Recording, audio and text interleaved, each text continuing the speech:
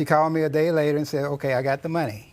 I didn't hear anything else from her for about a month and a half. And that was in August? That was in August. So sometime in September, I decided to call and see what was happening. I called her 2-3 times, more or less, left messages. I didn't get a return call until about 2 or 3 days later. She called me back, wanted to know why I was leaving all these messages on her cell phone.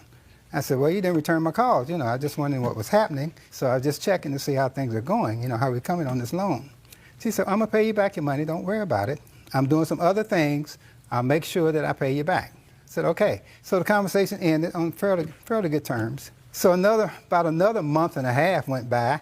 I didn't hear anything else from her. So I decided to call her again to see what was happening. So I called her again. This was in November now. I called. I had to leave 2 or 3 messages again before I got a return call. So then she called back, and this time she was very irate. She jumped all over me and said, why are you leaving all these messages on my phone? I said, well, you have a problem with returning calls. But then she just went off on me. She was ranting and raving, got to a point where, as I said, can I get a word in?